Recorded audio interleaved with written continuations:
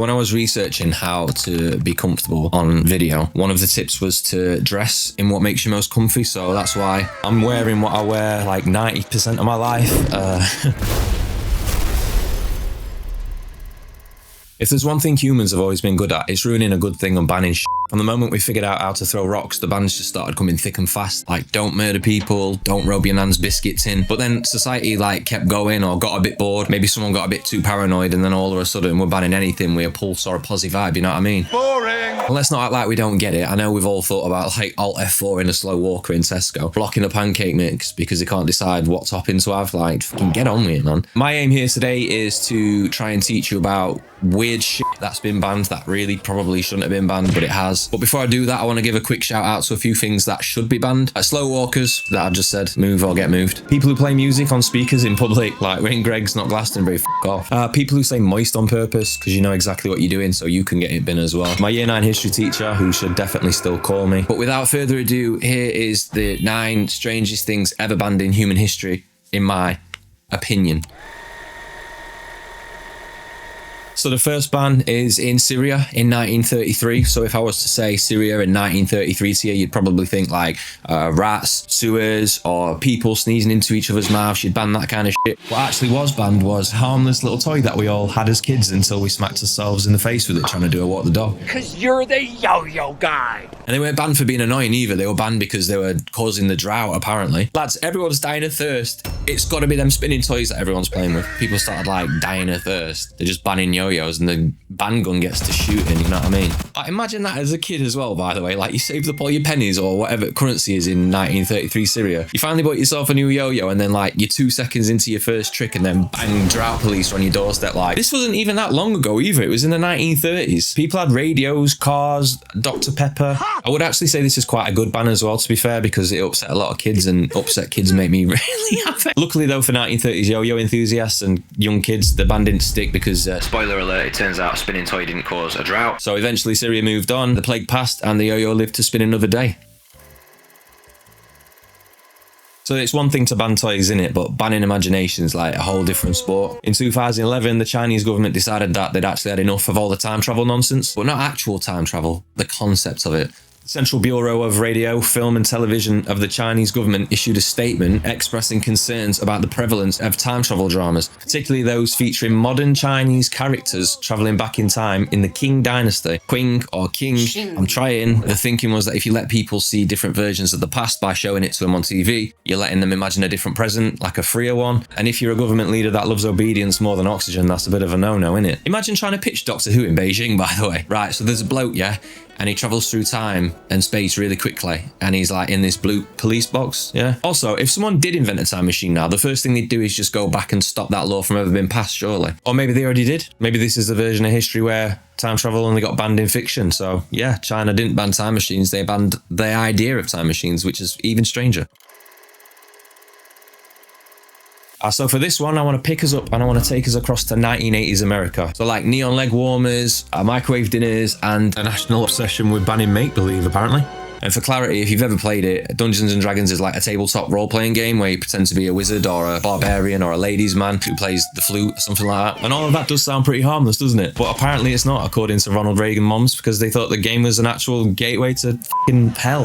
Yeah. The game faced a wave of criticism and moral panic, which was fueled by religious groups and media outlets who linked the game to Satanism, violence, and even gambling. And whilst there was an actual ban, yes, I lied to you, it wasn't actually banned. There was a period of controversy though, and a few instances of bans, particularly in prisons due to concerns about the game's potential negative influence, saying that they had concerns it could promote gang activity and foster an obsession with escape. The ban clearly didn't work. Dungeons & Dragons is still around today and is a popular mainstream hobby with many iterations, including the amazing Baldur's Gate 3, which I'm currently playing through. So yeah, let that be a lesson. No matter how many times you say you can't imagine that, someone somewhere will roll a 20 and imagine it.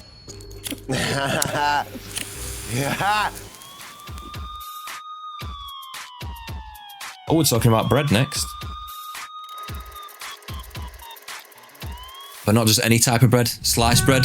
People always say the greatest thing since sliced bread, but apparently not in 1943 it wasn't, because in the middle of World War II, the US government banned it, so no more pre-cut loaves. Back to slabs of bread for you war-torn pig. Are you hearing me, you pig? And there was no warning given either, so like one day you're spreading jam without a care in the world, bar the World War II thing, and then the next day you're sawing through industrial bread like some little mug. The reason for the ban was to save on valuable resources. Bread slicing machines needed the metal, and actual sliced bread needed wax paper to package it. Imagine being a mum in 1943 as well. 4 kids, husbands in another country behind enemy lines, and now government's telling you to whack up some dry rock hard bread. Bakeries had to stop slicing it, shops had to pull it from shelves. Families were genuinely pissed off about this. I've had to go to Burger King. Within a few months, bakers and housewives voiced their displeasure, and the government finally turned around on it. On March the 8th, 1943, the ban was lifted and sliced bread returned to grocery store shelves, much to the relief of many. They realised it saved fuck all in terms of resources, so yeah, sliced bread, banned, unbanned, and now immortalised as a metaphor forever.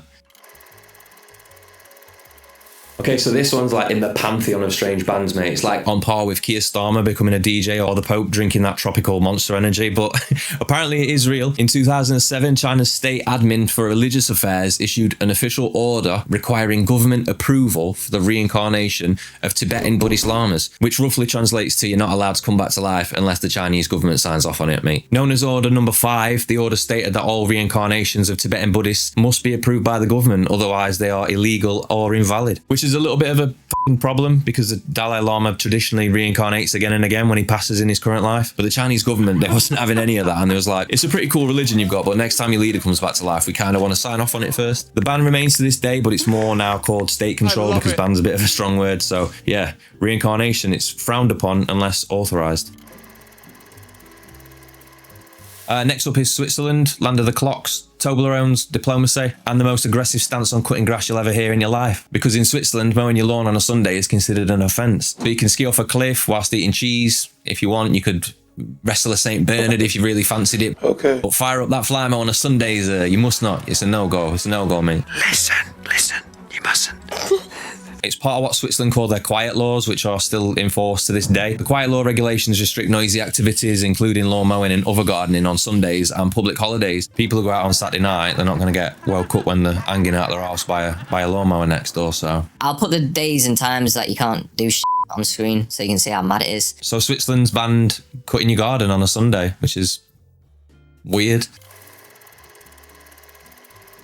So one of the most basic, default, can't be arsed today bit of clothing you can put on. Blue jeans are banned because they're seen as a symbol of Western culture, particularly American imperialism, and are perceived as a threat to the country's socialist values. The ban on jeans is rooted in the Cold War era and North Korea's isolationist policies. The regime enforces this ban through a strict dress code, and it actually employs fashion police. If you turn up to the fish market in a pair of boot cuts, you're getting up. There are real stories of people being arrested, publicly shamed, or even sent to labour camps for wearing them. Look, I'm underwater. And along with jeans, there are other items associated with Western culture, such as dyed hair and branded t-shirts. North Korean TV censors even went as far as to blur out Alan Titchmarsh's jeans when his show aired on TV. So like a cheeky pair from Gap's definitely not happening. But I don't want to speak about this one anymore because I like my life the way it is, and it's North Korea. So yeah, I'll move on to the next one.